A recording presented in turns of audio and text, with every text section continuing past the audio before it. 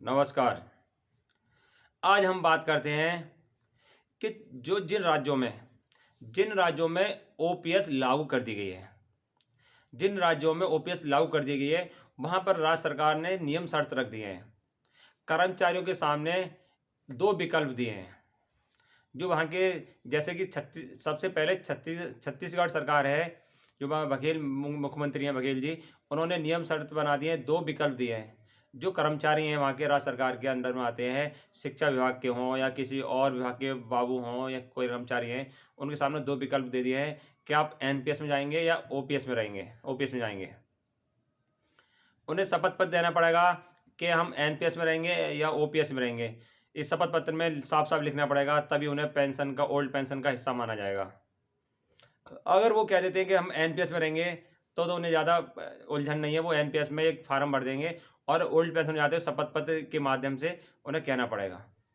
मैं राज फाइनेंस की प्रथम पाठशाला में आप सभी का स्वागत करता हूँ। वीडियो पसंद आए तो लाइक एंड शेयर करना और बेल आइकन का बटन दबा देना।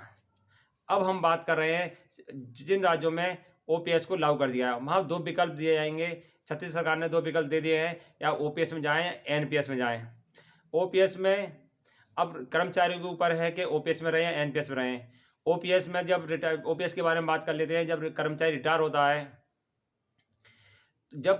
होता है तो उसे आधा वेतन, मान लो 1 लाख रुपए होगा वेतन 10-20 साल बाद या 10 साल बाद, या इस समय भी कोई रिटायर हो 1-2 साल बाद, उसका वेतन 50,000 है, तो 25,000 लगभग 25 से 15,000 के बीच में उसे पेंशन मिलेगी। क्योंकि कुछ पेंशन का हिस्सा 10 साल के लिए बिक जाता है। मान लो 50,000 वेतन हुआ,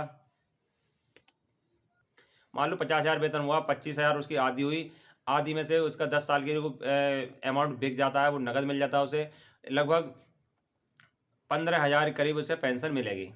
15,000 दोस्तों इस समय बुरी नहीं है। ओल्ड पेंशन का एक और बेनिफिट है कि इसमें महंगाई भत्ता लगता है। ओल्ड पेंशन में हर साल महंगाई भत्ता लगता है, ये भी बेनिफिट है। मगर फिक्स अमाउंट हर साल पैसे बढ़ेंगे और इसमें कोई घाटा नहीं है। अब मान लो किसी ने एनपीएस से विकल्प भर दिया। एनपीएस शेयर मार्केट का हिसाब है। जिस समय अब शेयर बहुत डाउन चल रहे हैं, बड़ी-बड़ी कंपनियां अर्श से फर्श पे आ गई हैं। जैसे अडानी ग्रुप था, शेयर मार्केट उनके 25% गिर चुके हैं। जो एक रिपोर्ट आने से जो अमेरिका की हिंडनबर्ग जो रिपोर्ट आई है, उससे क्या था कि एक रिपोर्ट आने से अडानी जो विश्व में नंबर 2 पे थे, अब नंबर 15 पे आ चुके हैं।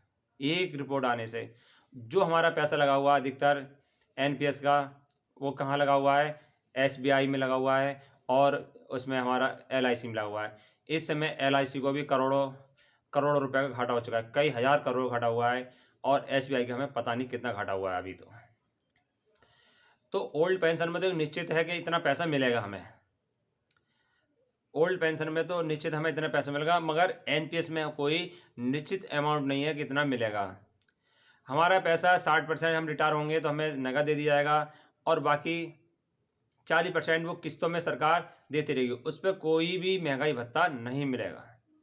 जो हमारा पैसा है 40% को, उस पर कोई महंगाई भत्ता नहीं मिलेगा। वो भी हमारा पैसा शेयर मार्केट के हवाले कर दिया जाएगा। दोस्तों, जितना कि मुझे अनुभव है, शेयर मार्केट में आज तक किसी को फ़ायदा नहीं हुआ है। 1-2 को फ़ायदा हो गया होगा, जैसे कि रिलायंस है या टाटा बिरला है, इन्हें फ़ायदा हो सकता है। वो नसीब की बात है, क्योंकि बड़ी कंपनियां हैं। गरीब आदमी के लिए इस शेयर मार्केट में कोई अभी तक फ़ायदा नहीं है। जो हमारे शिक्षक साथी हैं, उनका भी पैसा मान लो रिटायरमेंट में 60% मिल गया, 1 आध करोड़ रुपये मिल गया, उस समय 10 लाख के बराबर वैल्यू होगी। मगर जो 40% पैसा है, 40 लाख, मान लो 1 करोड़ मिला, 60 लाख पहले मिल गया। 1 करोड़ रुपये जब रिटायरमेंट में आपको हुआ, 60 पहले मिल गया, 40 लाख भी शेयर मार्केट के हवाले कर दिया जाएगा पैसा। पेंशन का निश्चित नहीं है कि 1,000 मिले या 2,000 मिले या 4,000 मिले। जो हमारे कुछ कर्मचारी कुछ रिटायर हो गए, उन्हें 1 ही 2,000 पेंशन दोस्तों मिल रही है। जो हमारे कर्मचारी 2022-23 में रिटायर हुए हैं, उन्हें पेंशन के रूप में किसी को 2,000, किसी को 1,000 रुपये मिल रहे हैं। अगर वही कर्मचारी ओल्ड पेंशन में होते तो लगभग 10-15 हज़ार रुपये पेंशन जो पा रहे होते। अब जो राज्य कर्मचारी वहाँ के, उनके विवेक के ऊपर है कि ओल्ड पेंशन में जाएँ या एनपीएस में जाएँ। ओल्ड पेंशन तो विकल्प बढ़िया है, अब वो सोच समझ के विकल्प भरें। एक बार उन्होंने विकल्प भर दिया एनपीएस का, तो ओल्ड में नहीं जा पाएंगे, ओल्ड का विकल्प भर दिया एनपीएस में नहीं जा पाएंगे। तो अपना सोच समझ के जो राज्य कर्मचारी हैं ओल्ड पेंशन लागू कर दीजिए, सोच समझ के विकल्प भरें। ओल्ड पेंशन द बेस्ट है ही मेरे नज़रिए से। आपके नज़रिए